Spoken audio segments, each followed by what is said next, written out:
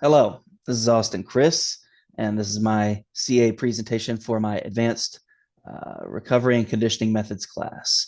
The goal here was to do a jump squat assessment, and from that, come up with a force velocity profile of the subject. I was the subject in this particular study. From that force velocity profile, allow that data to drive the programming of the training sessions, and then have the programming drive the results of hopefully higher outputs. I will say up front, unfortunately, the post-test results are limited, in fact, non-existent. Sustained a left ankle sprain playing basketball, and so unfortunately, I could not do the post-testing. Hopefully, I'll be able to do that here shortly, though. So, for the force velocity profiling, this was inspired by research conducted by McBride and their team of researchers. They compared heavy and light loaded jump squats. Now, the percentages of weight were based on a one repetition max squat test. Their research indicated that the light group delivered higher outputs in their jump heights, their one rep squat max, and their sprint times. Now, these improvements were either not present at all or present but not nearly as drastic as the light loaded group. So that is why I opted for lighter loading in my profiling. As far as profiling of the subject, um, master's division discus thrower. I love to compete in discus. I don't have the anthropometric profile for it at all, but I love it. 5'8", 270 pounds. You'd think that guy definitely throws shot put. I do, but I don't compete in it. I love to compete in the discus. For subject needs analysis of a discus thrower, this is informed by Jerry Clayton, former head throws coach at Auburn University. Discus thrower needs speed and strength for sure, work capacity, coordination, and mobility. Now, work can be accomplished with and without load. Discus is a sport of graceful coordination, odd angles to position the body, and violent contraction. But the subject definitely needs to have a base laid with general activity to ensure their body is healthy to train for speed and strength. The subject can enhance their coordination with speed and strength training, but also directly enhance their coordination with some gymnastics, agility training, and specific throwing drills.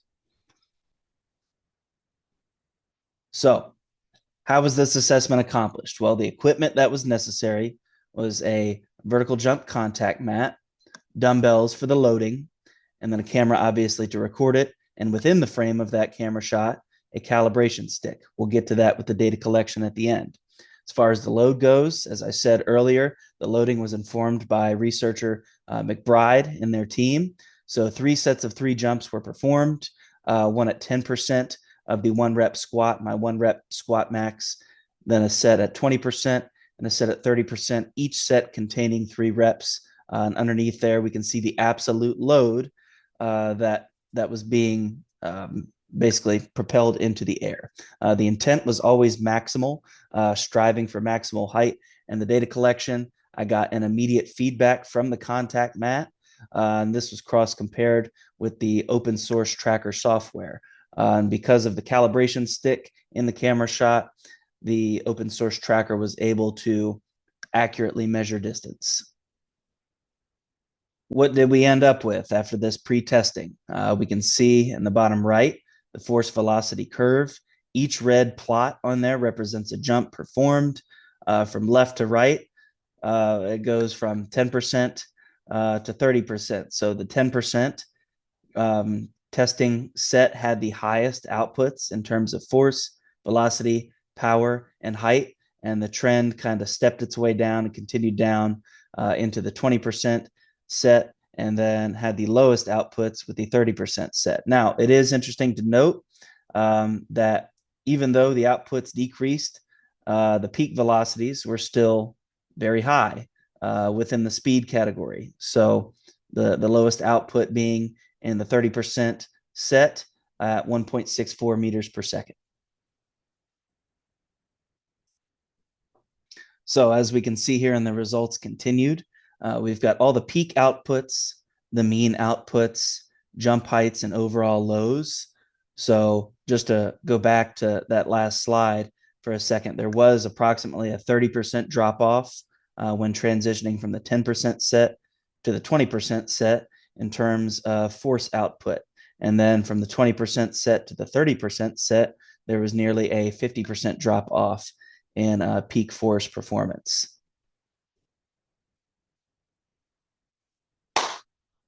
So, what do we do with that data?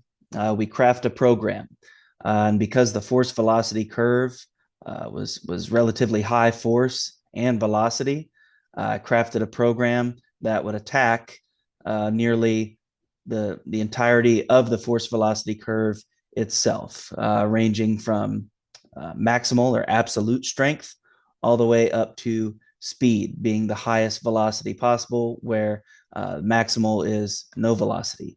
So we can see we've got 3 training days, and between those 3 training days are rest days. So ideally, this would be performed training day Monday, Wednesday, and Friday.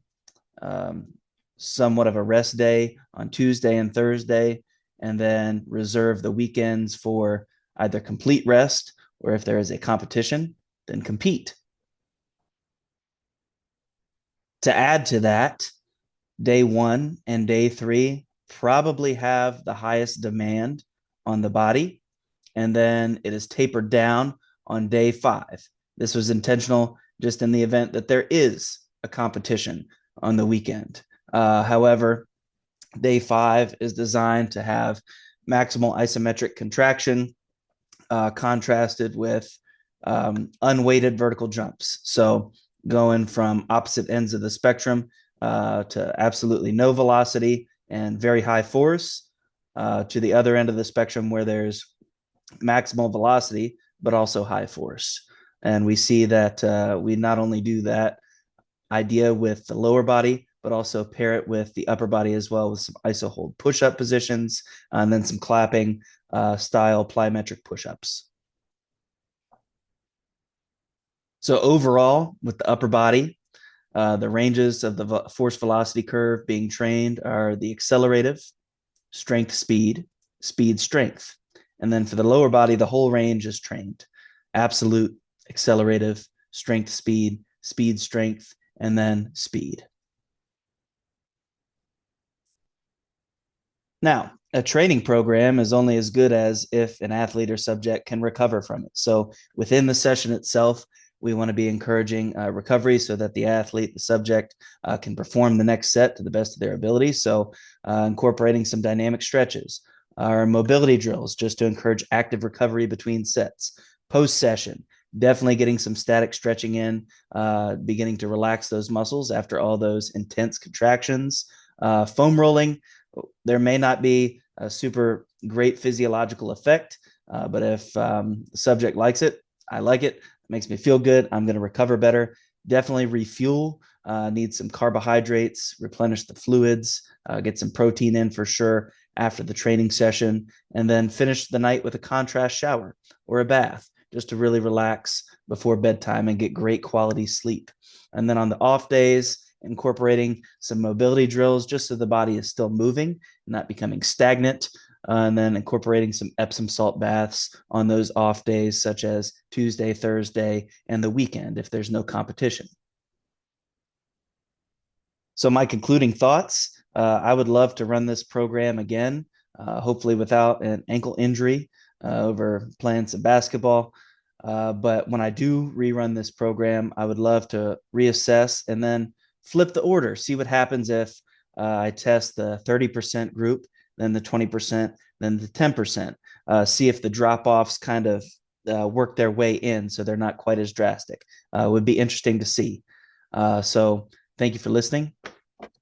And none of this information would have been possible if I don't give credit to my references. So here are my references.